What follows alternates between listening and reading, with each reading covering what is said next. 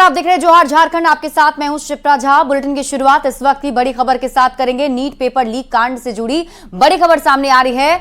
जांच कर रही ईओयू की टीम ने साइबर क्राइम का एक नया मामला दर्ज किया है। देवघर से गिरफ्तार 3 आरोपियों के खिलाफ अब साइबर फ्रॉड का केस दर्ज किया गया है। ये तीनों आरोपी पंकु, परमजीत और राजीव हैं। शेखपुरा का रंजन कुमार इनका सरगना है। ईओयू ने चारों के खिलाफ साइबर फ्रॉड का मामला दर्ज कर लिया है और चारों पर फर्जी तरीके से मोबाइल और सिम कार्ड उपलब्ध कराने का आरोप है और इसको लेकर ये मामला ईओयू की टीम ने दर्ज किया है, जिस पर अब आगे कार्रवाई की जाएगी। आपको बता दें कि देवघर से 6 लोगों की गिरफ्तारी हुई थी। उनमें से जो ये 4 हैं, बताया जा रहा है कि सभी साइबर फ्रॉड से जुड़े थे और फर्जी सिम और मोबाइल उपलब्ध कराते थे।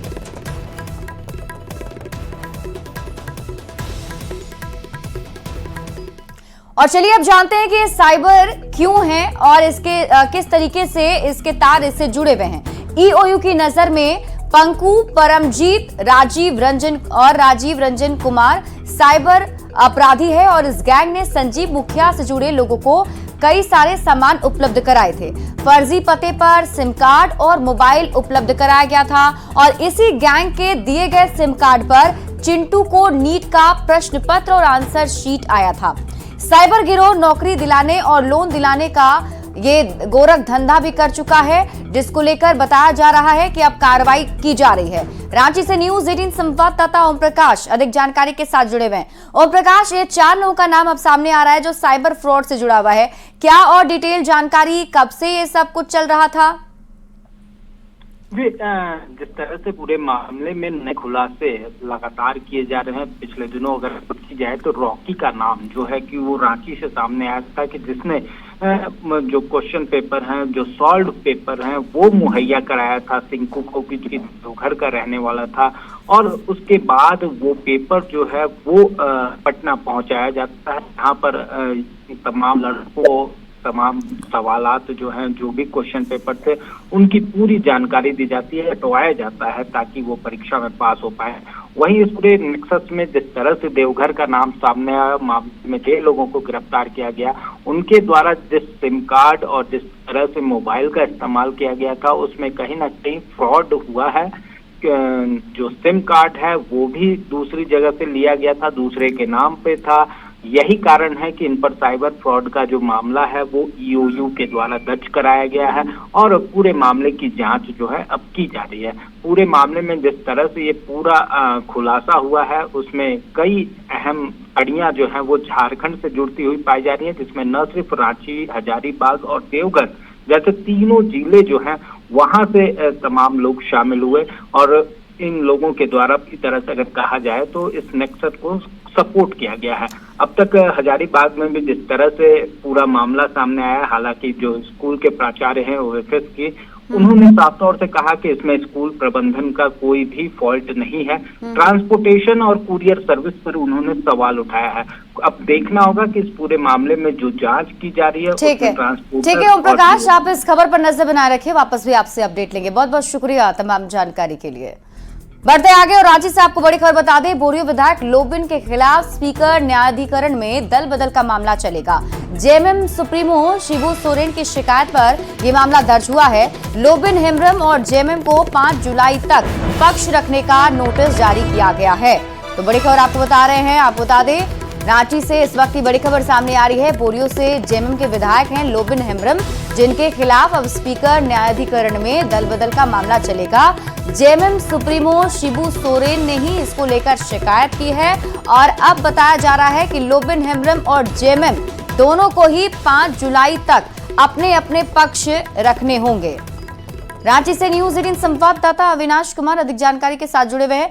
अविनाश, अब कहीं ना कहीं लड़ाई सीधे सीधे हो गई है। कई बार हमने देखा कि अपनी सरकार पर सवाल उठाते हुए नजर आए हैं लोबिन हेम्ब्रम, और अब इसका एक रिएक्शन माना जाए इसे?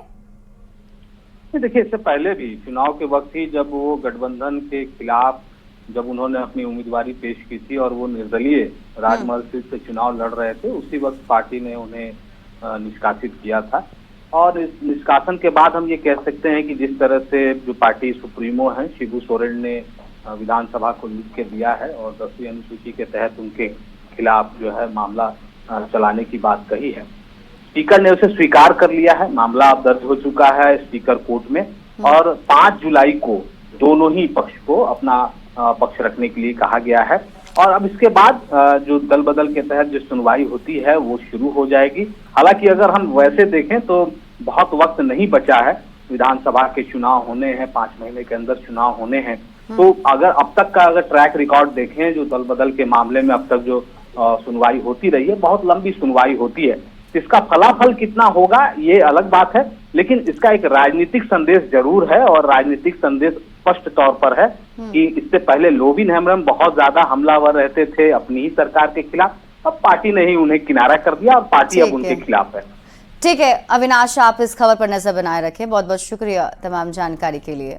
बढ़ते आगे, 25 जून 1975 ये वही तारीख है जिस दिन देश में आपातकाल की घोषणा की गई थी।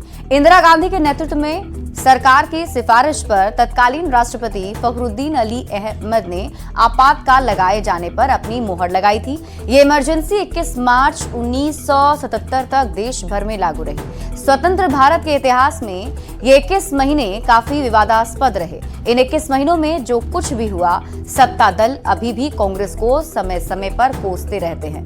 इमरजेंसी के 49 साल पूरे होने पर बीजेपी ने कांग्रेस पर निशाना साधा है। आपातकाल की तारीख को काला दिन बताते हुए कहा, संविधान को बचाने की बात करने वाले लोगों ने ही आपातकाल लागू किया था और आम लोगों के अधिकार छीन लिए गए थे।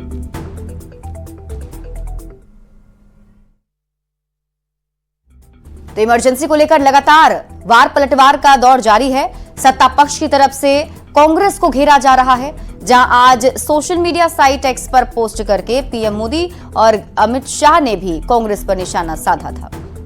में सारे संवैधानिक अधिकार सस्पेंड करके इंदिरा गांधी जी ने सब अधिकार खुद रख लिया था। जबरन लोगों को बिना बेल के प्रोविजन वाले मीसा एक्ट में बंद कर दिया गया था। लाखों नेता बंद हुए थे, उसमें से कई ऐसे नेता हैं जो आज कांग्रेस के साथ गठबंधन में भी हैं। जबरन लोगों को पकड़कर नसबंदी कराई गई थी, सुप्रीम कोर्ट हाई कोर्ट की शक्तियां छीन ली गई थी। तो जो लोग संविधान को बचाने की आज बात कर रहे हैं, उन्होंने संविधान की 50 वर्ष पूर्व हत्या की थी। इमरजेंसी को लेकर बीजेपी के लगाए सवाल पर कांग्रेस ने जवाब दिया है। बीजेपी पर गुमराह करने का आरोप लगाते हुए कहा, पिछले 10 सालों से पीएम मोदी के नेतृत्व में देश में अघोषित आपातकाल लगा हुआ है। देखिए, ये सिर्फ तारीख के रूप में लोगों को गुमराह करने का विषय है।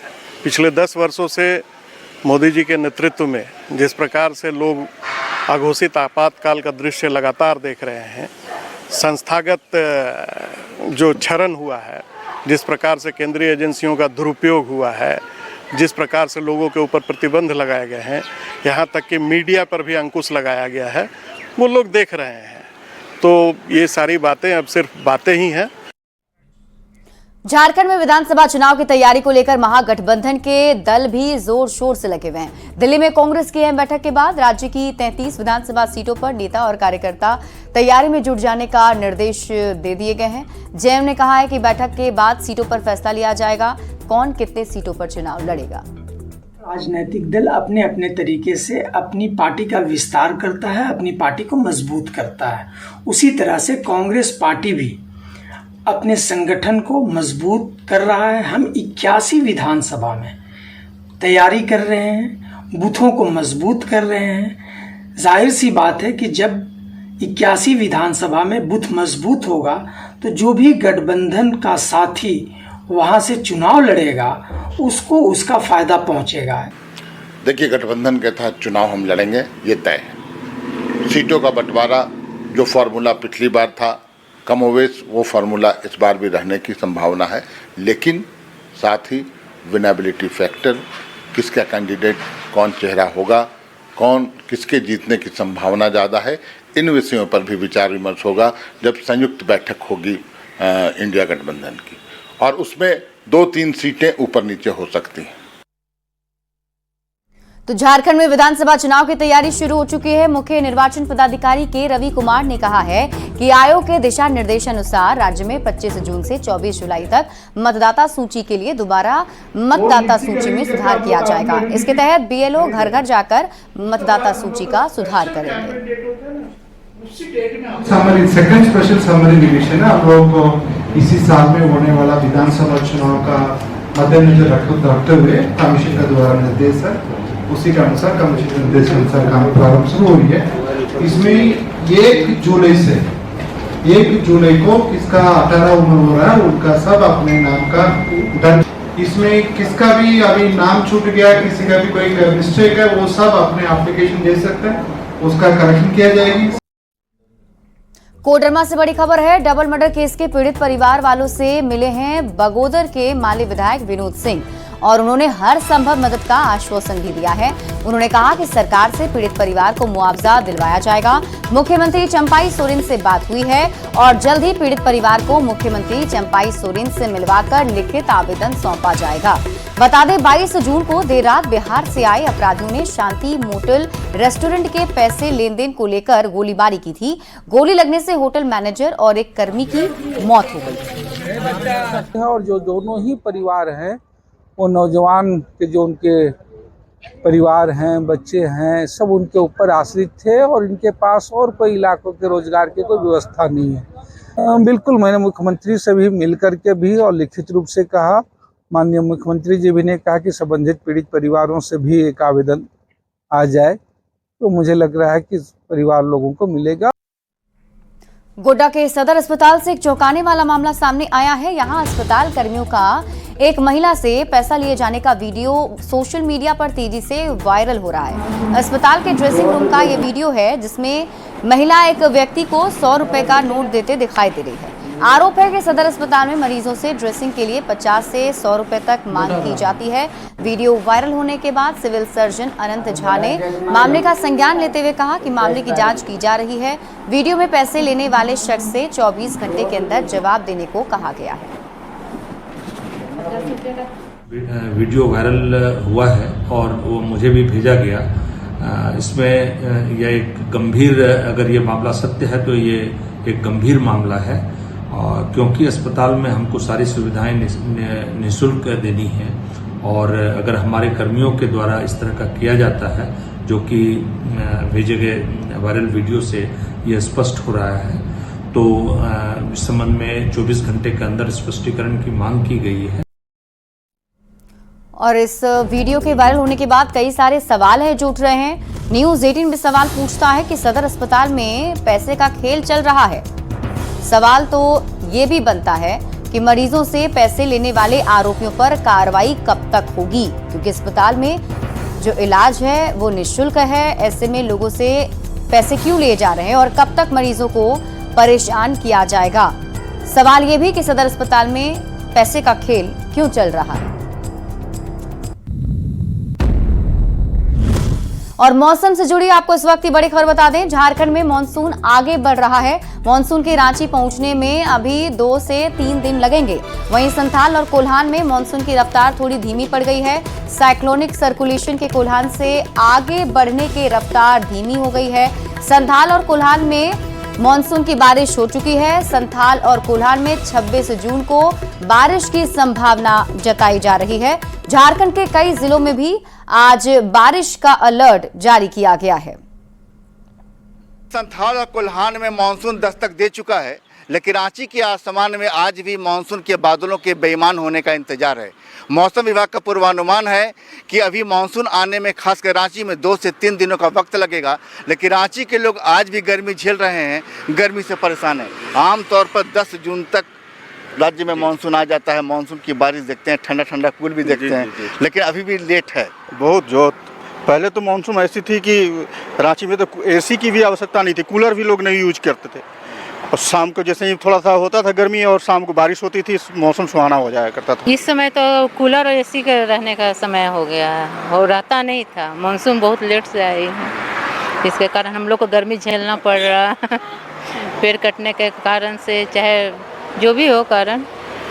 देखिए यहाँ पर बोले कि जो मानसून में बदलाव आया, ज्योग्राफी तो पढ़ते हो। मानसून में बदलाव आने का कारण है सामान का ज़रूरत से ज़्यादा प्रयोग करना।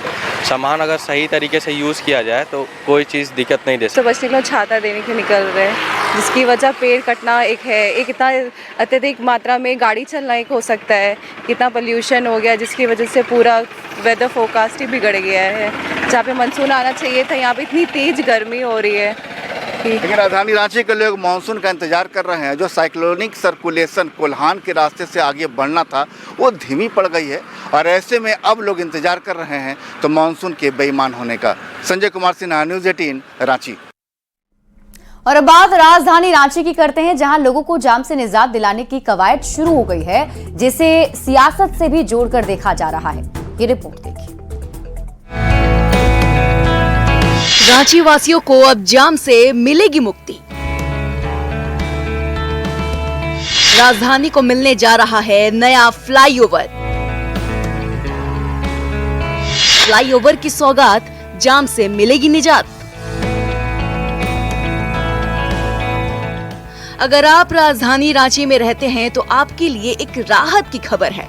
अब आपकी ट्रेन नहीं छूटेगी, ऑफिस जाने में लेट नहीं होगा, बच्चे समय पर स्कूल जाएंगे, क्योंकि रांची वासियों को अब जाम से निजात मिलने वाली है। राजधानी रांची समेत अन्य शहरों को जाम मुक्त बनाने को लेकर राज्य सरकार नई कवायद शुरू कर दी है। राज्य में 12 फ्लाईओवर निर्माण बनाने का प्रस्ताव तैयार किया गया है, जिसमें सरायकेला में 2 और दुमका में 1 फ्लाईओवर बनाया जाएगा। वहीं 9 फ्लाईओवर रांची में बनाए जाएंगे। रांची में जो भी फ्लाईओवर बन रहे हैं, सीएम ने उनका काम जल्द से जल्द पूरा करने का निर्देश दिया है, ताकि लोगों को जाम से मुक्ति मिल सके। वैसे सीरम टोली फ्लाईओवर का काम अब अंतिम चरण में है। उम्मीद है कि 2 महीने में इसका काम पूरा हो जाएगा, लेकिन अब इस मामले पर सियासत तेज हो गई है।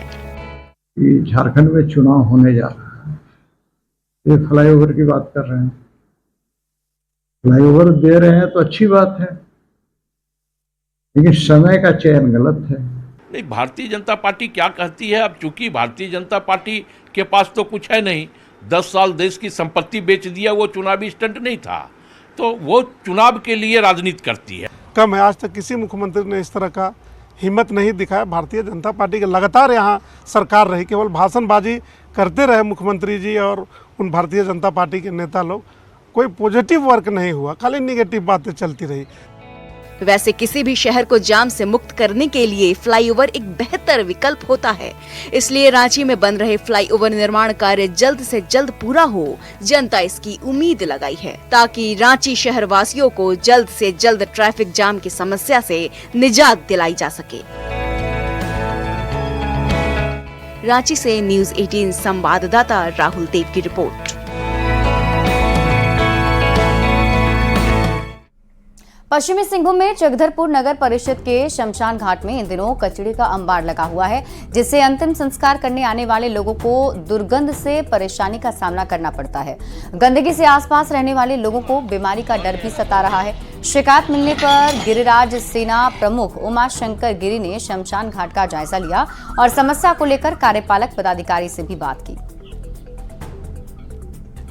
पूरा टाउन का कचरा यहाँ पर फेंका जा रहा है, जबकि 3-4 साल पहले हमारे भाई साहब कमलदेव गिरी जी, सुशील झा जी का समय एक लेटर दिए थे, तो उन्होंने आश्वासन दिया था कि 3 महीना के अंदर हम जमीन ले रहे, कचरा वहाँ फेंकाएगा। लेकिन इस पर किसी तरह का पहल नहीं हुआ। 3-4 साल हो गया, फिर भी इस शमशान घाट को एकदम कचरा खाना बना दिया गया है। और फिलहाल इस बुलेटिन में अभी के लिए बस इतना ही। आगे देख लेते हैं हेडलाइंस।